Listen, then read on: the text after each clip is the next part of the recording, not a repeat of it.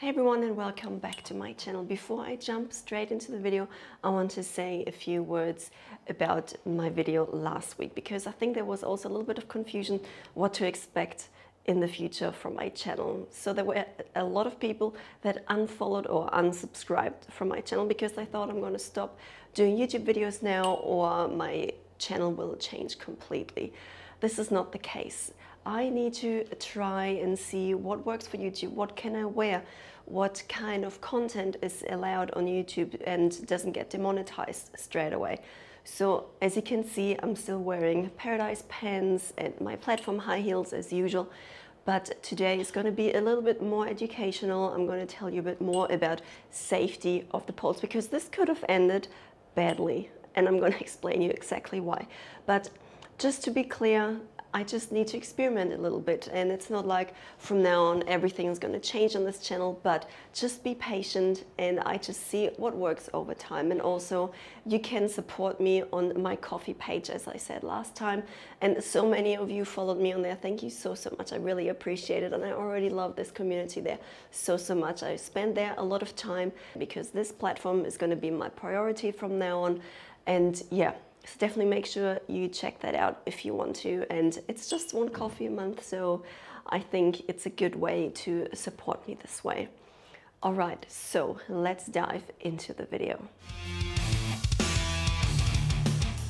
It's important to notice that I'm only talking about X poles. I never had any other brands when it comes to poles, so definitely make sure that you are familiar with your pole if you have a different brand. And as I mentioned in other videos, my recommendation is always to spend some money on a good pole, on a brand that is established, and because otherwise it's not safe.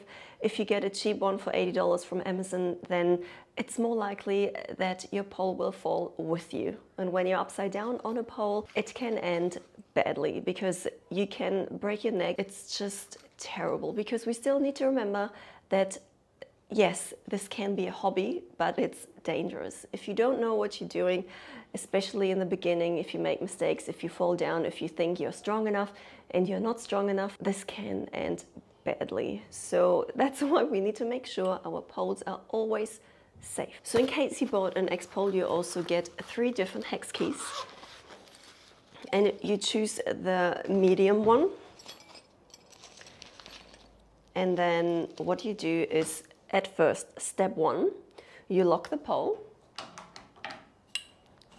Now it's spinning, but we need it on static so that the pole doesn't move. So on the X pole you have this red line, and it needs to line up with this keyhole here that you can see. So when you can't see this red line here anymore, it means that your pole has moved in some way. And usually that's not a good sign, because it means that your pole is a little bit looser than it should be. So we really have to take care of this and check this. I usually check this before every training, just so I can see and also have peace of mind if the pole is safe or not. It's not the only indicator, but this is really good to check and to make sure that your pole is safe. I can see the line up the top here, but I can't see it on this part, and that is definitely not a good sign. And I just show you how I tighten the pole again. It's super easy, it's a very quick fix. So I'm just going to show you that and tell you a bit more about safety of the poles in general. So now you have 3 screws up the top here, and we need to make sure that we loosen them.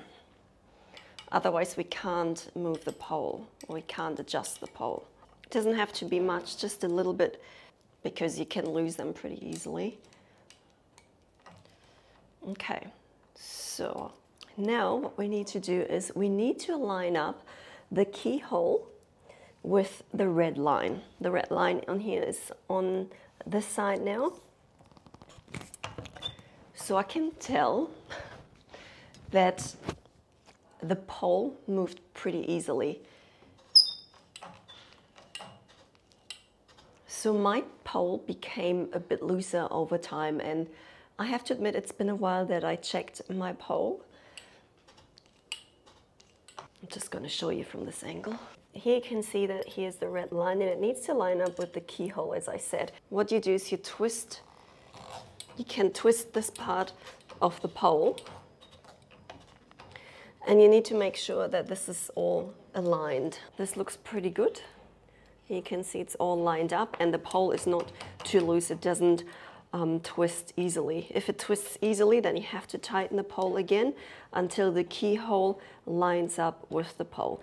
You also shouldn't over tighten the pole, if that's a word, over tighten, I don't know, but it won't spin freely.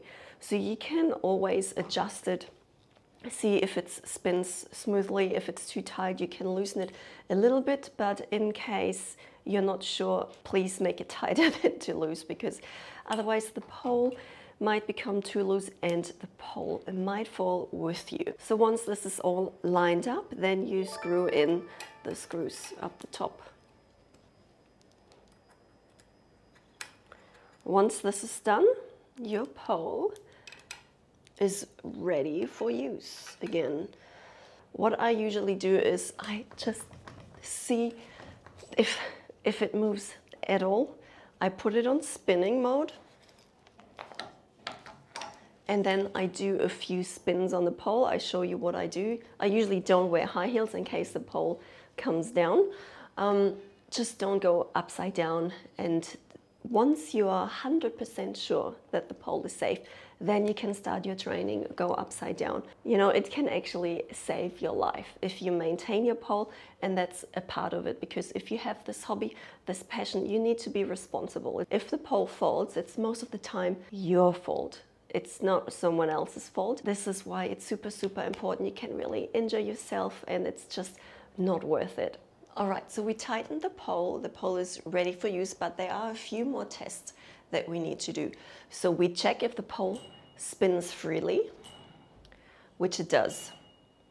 If the pole keeps spinning and spinning and spinning, it's probably a little bit too loose. So the pole spins, but then also stops. What I also do is this. I just try to pull on the pole as hard as possible to see if it moves a little bit. Like this movement here is fine. When you feel like the dome moves, that is not a good sign. You need to make it tighter. And then what I do is I spin on the pole.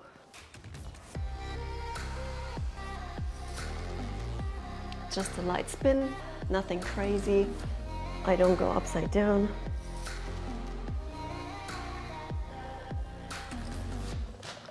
So the pole spins nicely.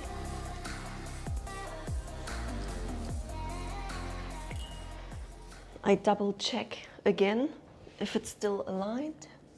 Yes, it is. And if it feels safe, then you can start your training and go upside down.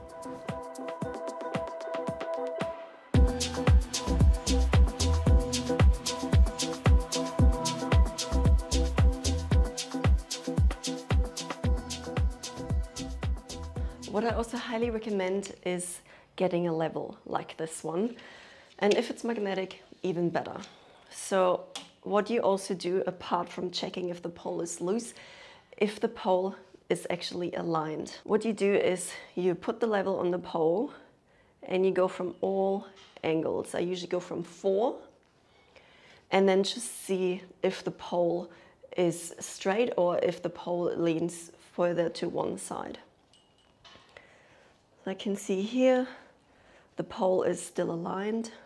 If the pole is not straight, then you need to actually loosen the pole, adjust it, check if it's straight, and then you tighten it. And that is usually something that you should do with someone else, because it's kind of hard and tricky to get the pole straight. And especially I have this wooden board. You can do it on your own and by yourself, but sometimes it's just easier to have another helping hand, and I always recommend that. If the pole is tightened up in a position where it's not straight, then it's also not good on the pole for all the joints and so on, because there's a lot of pressure on the joints. I really hope that this video was helpful for you guys.